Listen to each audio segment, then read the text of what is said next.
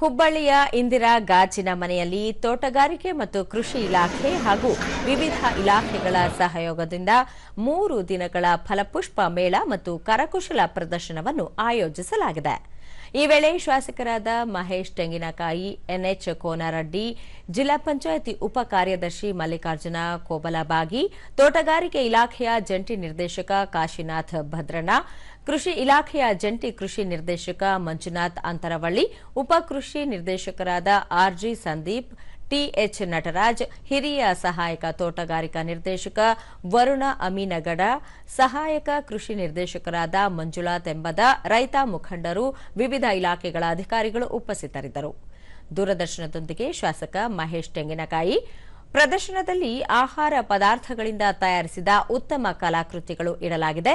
ಕೃಷಿ ಮೇಳದಲ್ಲಿ ರೈತರು ರಾಸಾಯನಿಕ ಬಳಸದೆ ಉತ್ತಮ ಬೆಳೆ ಬೆಳೆಯಬಹುದು. ಮೀನುಗಾರಿಕೆಗೆ ಒತ್ತು ನೀಡಲಾಗಿದೆ. ಹೆಚ್ಚಿನ ಸಂಖ್ಯೆಯಲ್ಲಿ ಜನರು ಬಂದು ಪ್ರದರ್ಶನದ ಸದುಪಯೋಗ ಪಡೆದುಕೊಳ್ಳಬೇಕು ಎಂದರು. ಎಲ್ಲ ಸೇರಿ ನೋಡಿದಾಗ ಕೂಡ ಯಾವುದೇ ರೀತಿಯಾಗಿರ್ತಕ್ಕಂಥ ರಾಸಾಯನಿಕಗಳನ್ನು ಬಳಸಲಾರ್ದೇ ಕೂಡ ಅತ್ಯುತ್ತಮವಾಗಿರ್ತಕ್ಕಂಥ ಬೆಳೆಗಳನ್ನು ಬೆಳೀಲಿಕ್ಕೆ ಸಾಧ್ಯ ಇದೆ ಅಂತಕ್ಕಂಥದ್ದನ್ನ ಬೇರೆ ಬೇರೆ ಇವತ್ತಿನ ಕಮರ್ಷಿಯಲ್ ಅನ್ನೋತಕ್ಕಂಥ ಹಬ್ಬ ಅಂತ ಹೇಳ್ತೇವೆ, ಆ ಬೆಳೆಗಳನ್ನು ಕೂಡ ಇವತ್ತು ಬೆಳೆಯುತ್ತಾ ಇಲ್ಲಿ ಮಾಡಿದ್ದಾರೆ. ಶಾಸಕ ಎನ್ಎಚ್ ಕೋನರಡ್ಡಿ, ಮಹಿಳೆಯರು ತಯಾರಿಸಿದ ಕರಕುಶಲ ಕಲೆಗಳ ವಸ್ತುಗಳು ಮಾರಾಟಕ್ಕೆ ಇಡಲಾಗಿದೆ.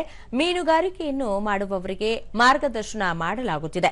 ರೈತರು ಫಲಪುಷ್ಪ, ತರಕಾರಿ ಬೆಳೆಗಳು ಹಾಗೂ ಸಾವಯವ ಬೆಳೆಗಳನ್ನು ಹೇಗೆ ಬೆಳೆಯಬೇಕು ಎಂದು ತಿಳಿದುಕೊಳ್ಳಬೇಕು ಎಂದರು. ನಮ್ಮ ಹಳ್ಯಾಳದ ರೈತ ಶ್ರೀ ಬೇಳೊಟ್ಟಿಗೆ ಅವರು ಬಹಳ ಅದ್ಭುತವಾಗಿ ಬೆಳೀತಕ್ಕಂಥ ತೀರ್ಮಾನ ಮಾಡ್ರೆ ಎಲ್ಲವನ್ನೂ ಕಣ್ತುಂಬ ನೋಡೇವಿ. ನನಗೆ ಬಹಳ ಸಂತೋಷ ಏನಂದ್ರೆ ರೈತರಿಗೆ ಕಮರ್ಷಿಯಲ್ ಆಗ್ಬೇಕು. ನಾವು ಇವತ್ತ ರೈತರು ಕಮರ್ಷಿಯಲ್ ಆದಾಗ ನಾವು ಬದುಕಲಿಕ್ಕೆ ಸಾಧ್ಯ ಐತಿ. ರೈತರ ಆದಾಯ ದುಡಿನ್ಕೊಳ್ಬೇಕಂದ್ರೆ ಇಂಥ ಹೊಸ ಹೊಸ ಬೆಳೆಗಳನ್ನು ಬೆಳೆದಾಗ ಮಾತ್ರ ಸಾಧ್ಯ. ಮಲ್ಲಿಕಾರ್ಜುನ ಕೋಬಲಬಾಗಿ, 3 ದಿನಗಳವರೆಗೆ ಈ ಪ್ರದರ್ಶನ ಮತ್ತು ಮಾರಾಟ ಮೇಳವನ್ನು ಆಯೋಜಿಸಲಾಗಿದೆ. ಅಸ್ಮಿತಾ ಹೆಸರಿನಲ್ಲಿ ಕರಕುಶಲ ಮಳಿಗೆಗಳು, ಅಕ್ಕ ಹೆಸರಿನಲ್ಲಿ ತಿನಿಸು ಮಾರಾಟ ಮಳಿಗೆಗಳನ್ನು ಏರ್ಪಡಿಸಲಾಗಿದೆ.